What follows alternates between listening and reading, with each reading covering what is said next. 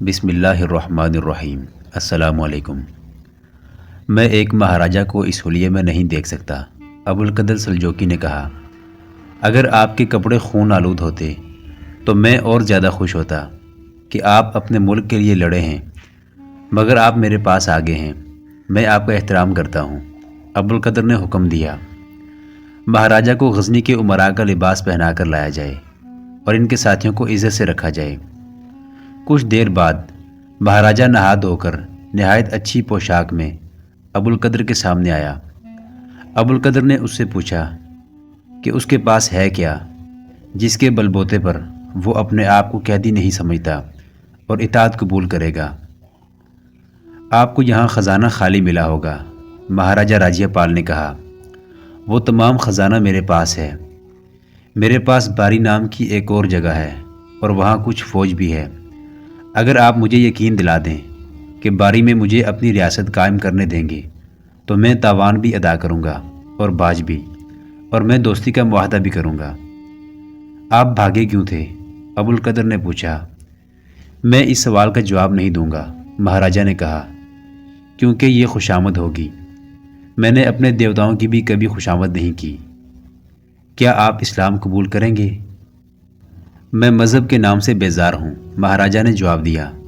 میں آپ کے سلوک سے اس قدر متاثر ہوا ہوں کہ کسی دن میرا دل مجھے کہے گا کہ اسلام قبول کر لو، لیکن ابھی آپ میری درخواست پر غور کریں۔ میں سلطان غزنی کے نام پر آپ کی درخواست قبول کرتا ہوں، ابوالقدر نے کہا۔ آپ اپنی نئی ریاست قائم کر لیں۔ میرے کچھ عسکری حکام باری کا جائزہ لیں گے کہ آپ کیا کر رہے ہیں۔ تحریری معاہدہ بھی ہو جائے گا۔ تاوان اور باج سلطان غزنی مقرر کریں گے۔ قاصد آج ہی روانہ ہو جائے گا۔ ادھر نندیا اپنے محافظ کے ساتھ کالنجر پہنچ گئی۔ محافظ نے مہاراجہ کالنجر کو یہ خبر سنائی کہ مہاراجہ راجیہ پال غزنی کی اطاعت قبول کرنے کے لیے قنوج چلا گیا ہے۔ مہاراجہ کالنجر گنڈا تڑپ اٹھا۔ اس نے اسی وقت راجہ ارجن کے نام پیغام لکھوا کر بھیج دیا، جس میں لکھا کہ وہی ہوا جس کا ڈر تھا۔ اب اس کے سوا کوئی چارہ نہیں رہا کہ راجیہ پال کے قتل کا انتظام کیا جائے اور راجہ بھیم پال نڈر سے مل کر سلطان محمود کو ہمیشہ کے لیے ختم کیا جائے۔ 409 ہجری بمطابق 1019-20 عیسوی کے حج میں چند مہینے باقی تھے۔ حج کو جانے والوں کے قافلے تیار ہو رہے تھے۔ ہر علاقے کے سینکڑوں لوگ اکٹھے ہو جاتے اور گھوڑوں، خچروں اور اونٹوں پر اور پیدل قافلے کی صورت میں حج کو جایا کرتے تھے۔ ان قافلوں میں تاجر بھی شامل ہو جایا کرتے تھے۔ بعض مسافر اپنے بیوی بچوں کو بھی ساتھ رکھتے تھے۔ قافلہ جتنا چھوٹا ہوتا تھا اس پر ڈاکوؤں کے حملے کا اتنا ہی زیادہ خطرہ ہوتا تھا، اس لیے قافلے بہت بڑے ہو جاتے تھے۔ جوں جوں قافلے بڑھتے جاتے تھے ان میں مسافر شامل ہوتے جاتے تھے۔ اس کے مطابق ڈاکوؤں نے بھی اپنے گروہوں کی نفری بڑھائی تھی۔ آگے چل کر سلطان صلاح الدین ایوبی کے دور میں صلیبیوں نے اپنے فوجی دستوں سے حاجیوں کے قافلوں کو لوٹنا شروع کر دیا تھا۔ معروف مورخ محمد بن قاسم فرشتہ نے بہت سے مورخوں کے حوالے سے لکھا ہے کہ حماد بن علی نام کا ایک عرب سلطان محمود غزنوی کے دور کا طاقتور رہزن تھا۔ اس نے عرب ممالک کے پسماندہ قبائل میں سے اپنا ایک گروہ بنا رکھا تھا جو قافلوں کو لوٹتا تھا۔ اس کا یہ گروہ ایک فوج بنتا جا رہا تھا۔ وہ عرب علاقوں میں حاجیوں کے قافلوں کو روکتا اور مال و دولت اور نوجوان لڑکیاں اڑا لے جاتا تھا۔ 2-3 قافلے غزنی کے بھی لوٹے گئے تھے۔ محمود غزنوی کو اطلاع ملی تھی، لیکن اسے ہندوستان کی جنگیں اور اپنے ہاں کی خانہ جنگی مہلت نہیں دیتی تھی کہ ڈاکوؤں کے انسداد کے لیے کچھ کرتا۔ اس کے علاوہ غزنی کے قافلے عرب کے دور دراز علاقوں میں لوٹے گئے تھے جو سلطان محمود کی دسترس سے باہر تھے۔ فرشتہ نے اس دور کی تحریروں کی شہادت پر لکھا ہے کہ سلطان محمود کے دور میں القادر باللہ عباسی خلیفہ تھا اور خلافت کی گدی بغداد میں تھی۔ خلافت اب اقتدار کی گدی بن کر رہ گئی تھی۔ القادر باللہ ایک علاقے کا حکمران بھی تھا جس کے دفاع اور توسیع کے لیے وہ کوشاں رہتا تھا۔ اس کی یہ کوشش در پردہ ہوتی تھی۔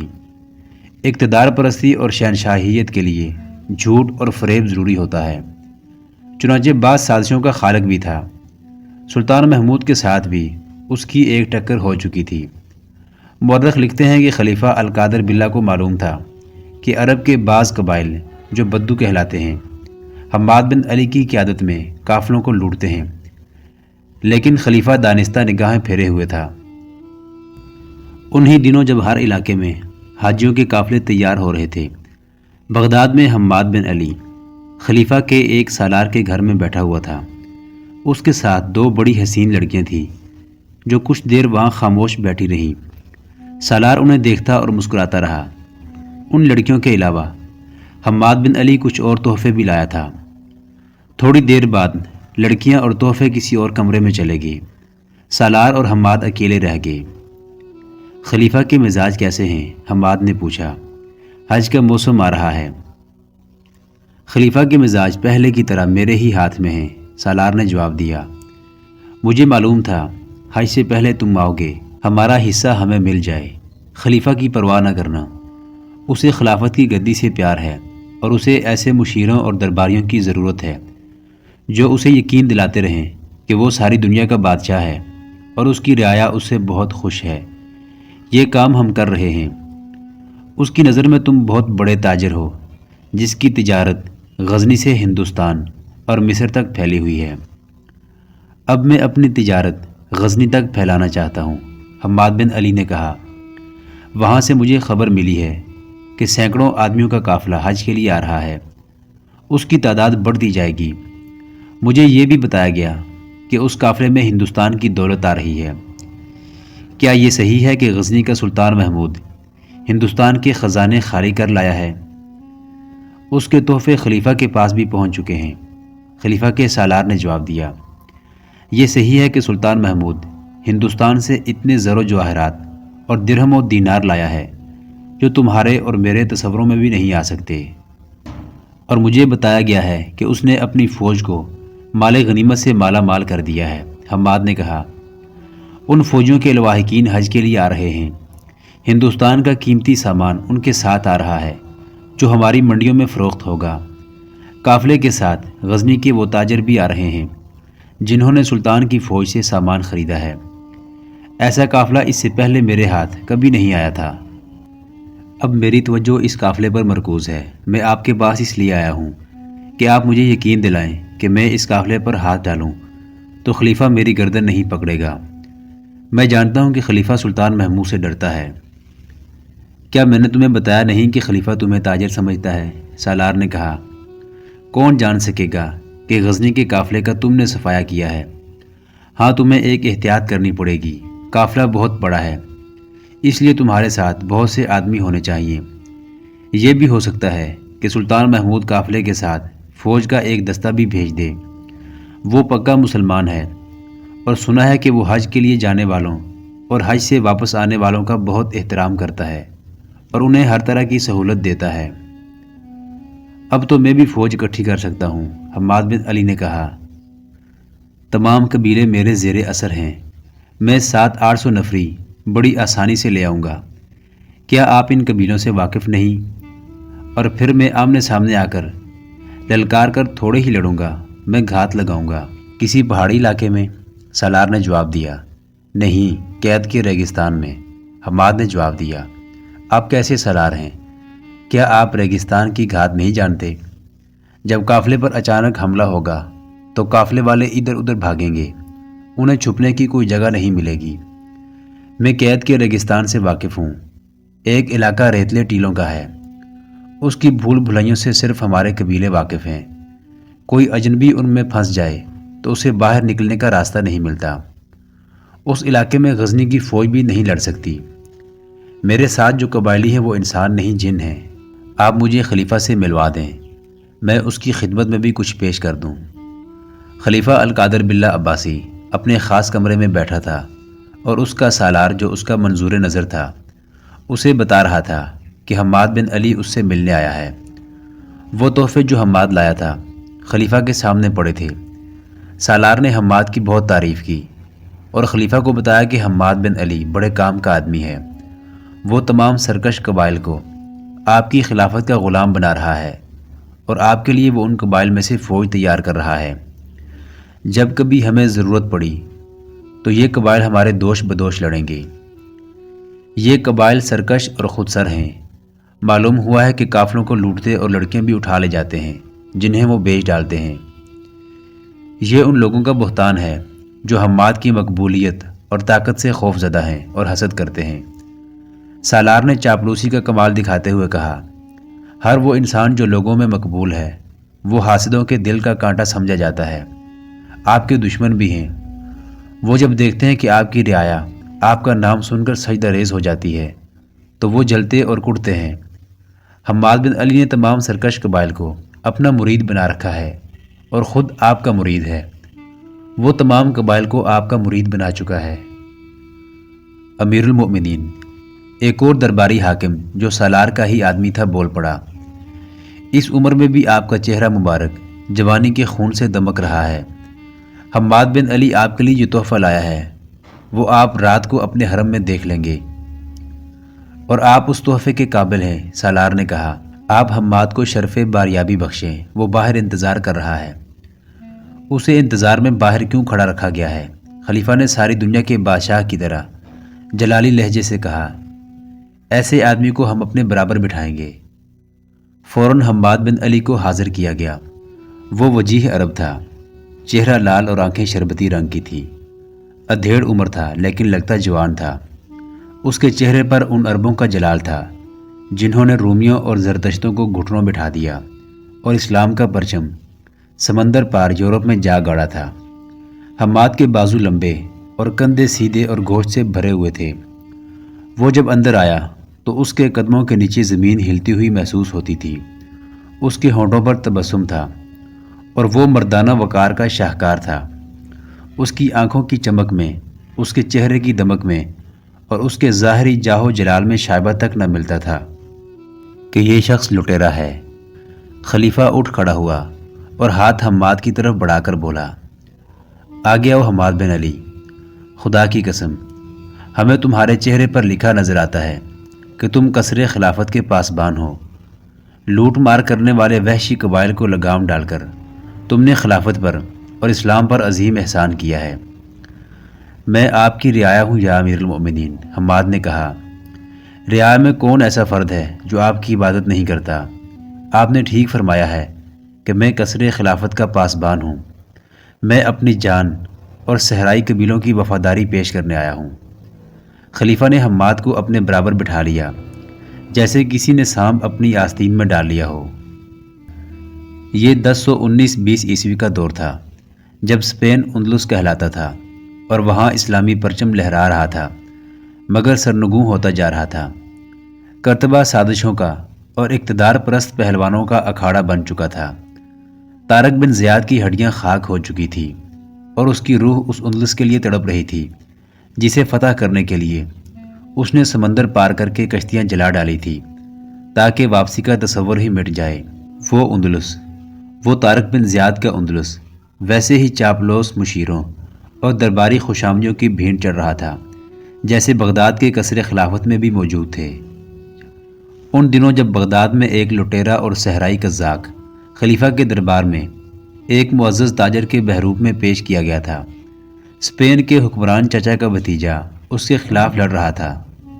یہ خانہ جنگی تھی، وہاں خلافت وجہ پیکار بنی ہوئی تھی۔ جو کہ خلافت کی گدی پر بیٹھ جاتا وہ ہر اس آدمی کو قتل کرانے کی در پردہ کوشش کرتا تھا جس سے اس کے اقتدار کو خطرہ ہوتا تھا۔ اس کے باوجود اس کے خلاف سازشیں ہوتی تھیں۔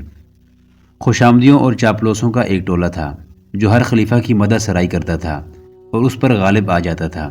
دشمن سلطنت اسلامیہ کی جڑوں میں اتر کر اسے چوہوں کی طرح کھا رہے تھے۔ غداروں کے وارے نیارے ہو رہے تھے۔ نااہل اور بددیانت لوگ عہدے اور رتبے حاصل کرنے لگے اور جو عہدوں اور رتبوں کے اہل تھے وہ مشتبہ تخریب کار اور شرپسند کہلانے لگے۔ اہل قلم بھی اپنا ایمان اور صداقت نیلام کر بیٹھے اور اندلس میں اسلام کا چراغ ٹمٹمانے لگا۔ ادھر خلافت بغداد بھی شخصی حکومت کی صورت اختیار کر چکی تھی۔ وزیر اور مشیر مفاد پرستی کے شکار ہو گئے اور صحرائی قزاق معززین میں شمار ہونے لگے تھے۔ حماد بن علی ایسے ہی افراد میں سے تھا۔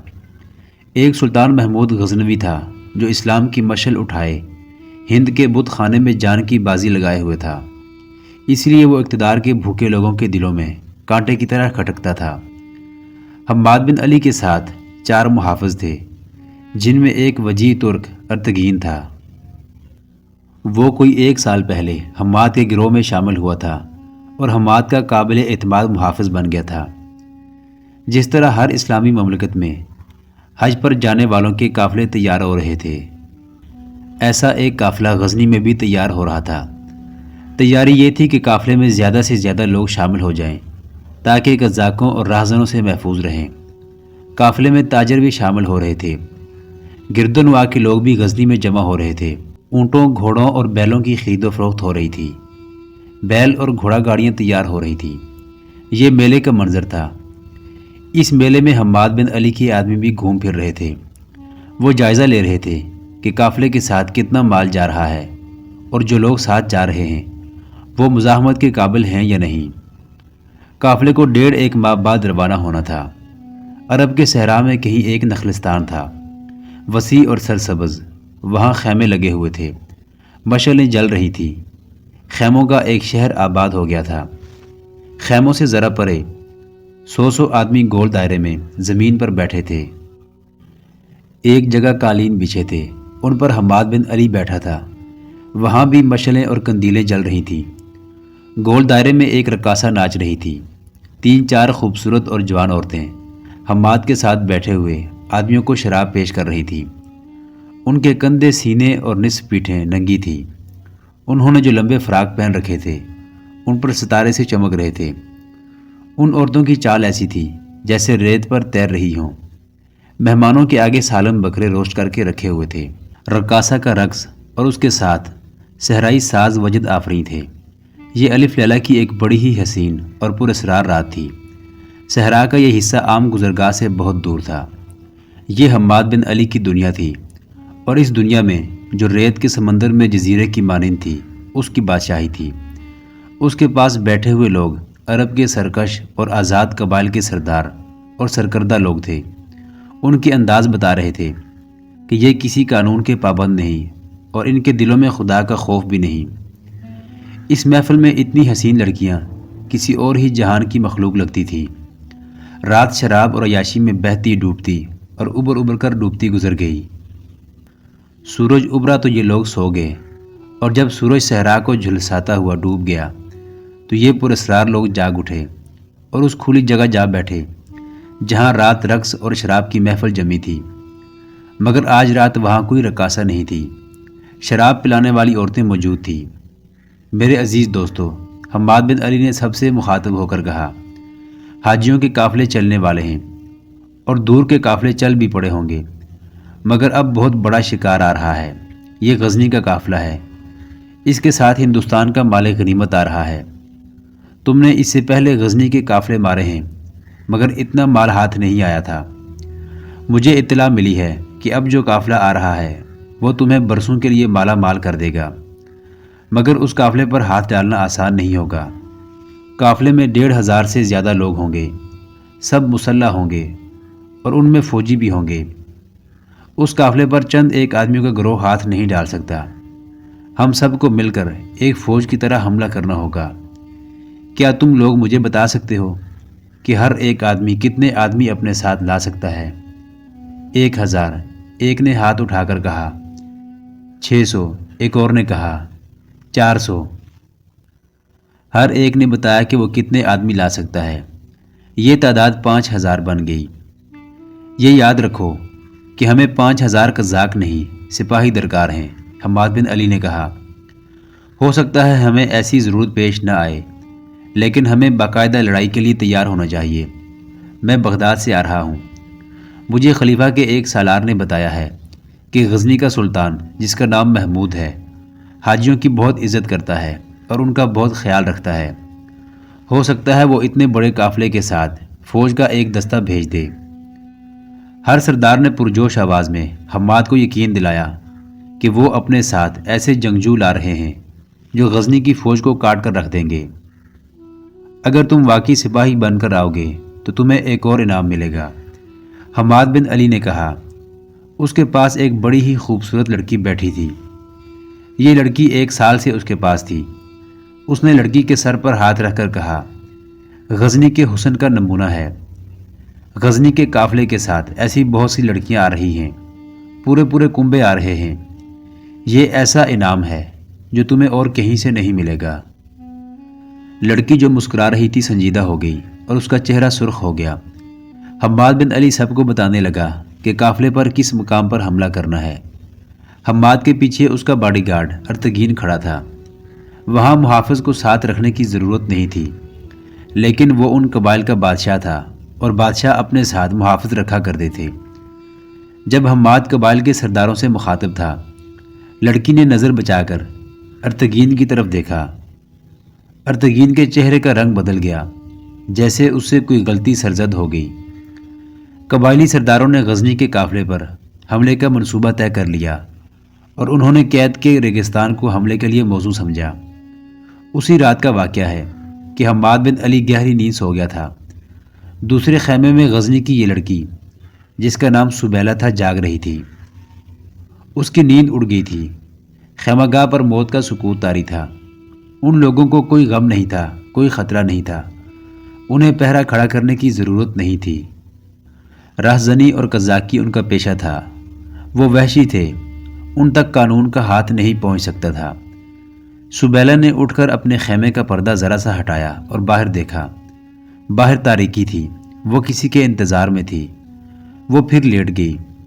کچھ دیر بعد پھر اٹھی اور خیمے کا پردہ ہٹا کر دیکھا، اور اس کی نظریں ایک دوسرے کے ساتھ کھڑے دو درختوں پر رک گئی۔ ان کے پس منظر میں ستاروں بھرا آسمان تھا۔ دیکھتے ہی دیکھتے دونوں درختوں کے درمیان ایک انسانی سایہ آن رکا۔ کوئی آدمی وہاں آن کھڑا ہوا تھا۔ سبیلہ نے ایک مردانہ چگا اپنے اوپر ڈالا اور خیمے میں سے نکل کر دبے پاؤں کھجور کے ان دو درختوں کی طرف چل پڑی۔ سایہ درختوں کے درمیان سے غائب ہو گیا۔ تھوڑی دیر بعد دو سائے کھجوروں کے سیاہ ستونوں میں تحلیل ہو گئے۔ وہ ارتگین تھا۔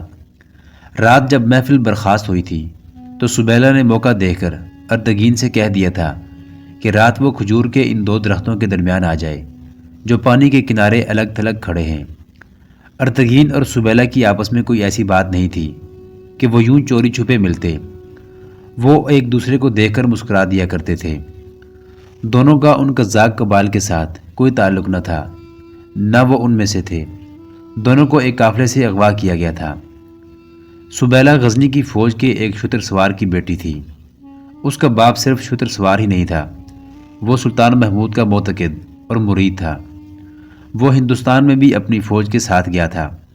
اپنے بچوں کو وہ سنایا کرتا تھا کہ اسلام ایک سچا اور عظیم مذہب ہے جسے ساری دنیا میں پھیلانا ہر مسلمان کا فرض ہے۔ وہ انہیں اسلام کی عسکری کہانیاں بھی سنایا کرتا تھا۔ یہ کہانیاں سبیلہ کے خون میں شامل ہو گئی تھی، مگر وہ 12-13 سال کی تھی جب اس کا باپ لڑائی میں مارا گیا۔ سبیلہ کی ماں نے اپنے خاوند کے ایک دوست کے ساتھ شادی کر لی۔ اس کے پہلے بھی بچے تھے جن کے ساتھ اسے بہت پیار تھا۔ وہ انہی میں مگن رہا۔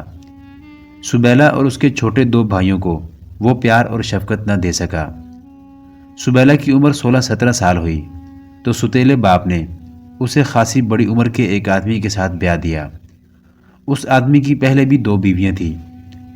سبیلہ کے ستیلے باپ نے دراصل اس آدمی سے نقد رقم وصول کی تھی۔ سبیلہ کا خاوند رتبے والا اور دولت مند آدمی تھا، وہ شراب بھی پیتا تھا۔ ارتگین اس آدمی کا خاص ملازم تھا۔ وہ چونکہ شہ سوار تھا، تیر انداز اور تیغ زن بھی تھا، اس لیے آقا نے اسے اپنا محافظ بنا رکھا تھا۔ ارتگین ترک غلام تھا۔ اس کا بچپن اور لڑکپن غلامی میں گزرا تھا۔ وہ جب جوانی میں داخل ہوا تو اس کا قد بت اور چہرے کا حسن نکھر آیا۔ اس کے سابقہ مالک نے اس کی وجاہت سے متاثر ہو کر اسے گھوڑ سواری، تیر اندازی اور تیغ زنی سکھا کر اپنا محافظ بنا لیا تھا۔ اس دور میں اپنے ساتھ ایک محافظ رکھنا بہت بڑا اعزاز سمجھا جاتا تھا۔ اس آقا کی موت کے بعد اسے ایک اور ایسے ہی دولت مند نے خرید لیا۔ اس آقا نے چند برسوں بعد ایک تاجر کی بیٹی کے ساتھ شادی کی اور اس کے عوض ارتگین اسے تحفے کے طور پر دے دیا۔ آخر میں وہ اس آدمی کے ہاتھ فروخت ہوا جس کے ساتھ سبیلہ کی شادی ہوئی تھی۔ سبیلہ کا ارتگین کے ساتھ اتنا ہی تعلق تھا کہ وہ اس کے خاوند کا محافظ اور خاص ملازم تھا۔ 1 سال قبل سبیلہ کا خاوند ایک قافلے کے ساتھ کہیں جا رہا تھا کہ راستے میں ڈاکوؤں نے گھیر لیا۔ قافلے والوں نے مقابلہ کیا مگر انہوں نے ہتھیار ڈالنے میں دیر نہ کی۔ ارطغرل ابھی تک مقابلے میں ڈٹا ہوا تھا۔ وہ گھوڑے پر سوار تھا، گھوڑے کو سر پر دوڑا کر اور گھوم پھر کر لڑتا تھا۔ ڈاکوؤں کے سردار نے اعلان کیا کہ اس شخص کو زندہ پکڑو۔ قافلے والے دل چھوڑ بیٹھے تھے۔ ارطغرل اکیلا لڑ رہا تھا۔ آخر ڈاکوؤں نے اس کے گھوڑے کو زخمی کر کے ارطغرل کو گرا لیا اور اسے پکڑ لیا۔ ڈاکوؤں کے ہاتھ قافلے کا تمام تر مال لگا اور 2 بڑے قیمتی انسان، ایک ارطغرل تھا اور دوسری سبیلہ۔ سبیلہ کی بدنصیبی یہ تھی کہ وہ بہت خوبصورت تھی۔ وہ عورت تھی، روتی ہوئی ڈاکوؤں کے ساتھ چل پڑی۔ البتہ ارطغرل کو ساتھ لے جانا مشکل ہو گیا۔ وہ ڈاکوؤں کو للکارتا رہا کہ وہ 2 آدمی باری باری اس کے مقابلے میں آئے، مگر اس کے ہاتھ پاؤں رسیوں سے باندھ کر اسے ایک گھوڑے پر بٹھا دیا گیا۔ سبیلہ کا خاوند مارا گیا تھا۔ چند دنوں کی مسافت کے بعد ارطغرل اور سبیلہ کو کسی جگہ حماد بن علی کے سامنے پیش کیا گیا۔ ڈاکوؤں کا یہ گروہ اسی کا تھا۔ سبیلہ پر تو خاموشی طاری ہو گئی تھی۔ ارطغرل حماد کو بھی للکار رہا تھا۔ حماد چرب زبان تھا۔ اس نے ارطغرل کو موم کر لیا، اور جب ارطغرل نے اسے بتایا کہ وہ غلاموں کے خاندان کا فرد ہے اور 3 آقاؤں کا محافظ رہا ہے تو حماد نے اسے اپنے پاس بٹھا لیا۔ یہاں تم کسی کے غلام نہیں، حماد بن علی نے کہا، یہاں تم بادشاہ ہو، سلطان ہو۔ تمہاری وجاہت دیکھ کر اور یہ سن کر کہ تم میرے اتنے زیادہ آدمیوں کے ہاتھ نہیں آتے تھے، میں نے تمہیں اپنے ساتھ رکھنے کا ارادہ کر لیا ہے۔ تمہاری قدر میرے سوا اور کوئی نہیں جانتا۔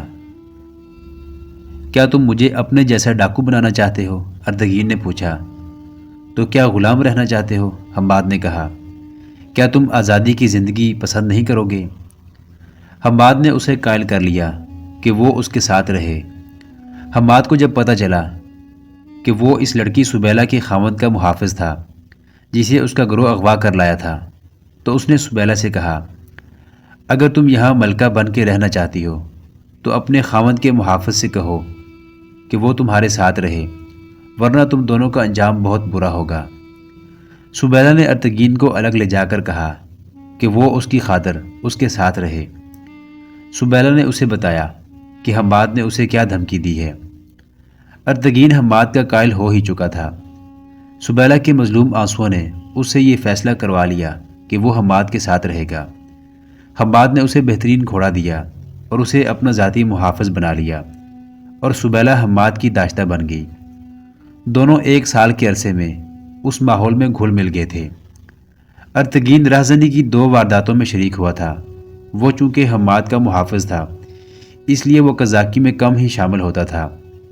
بدوؤں کے یہ قبائل اتنے سرکش تھے کہ اپنے اپنے سردار کے سوا کسی اور کا حکم نہیں مانتے تھے۔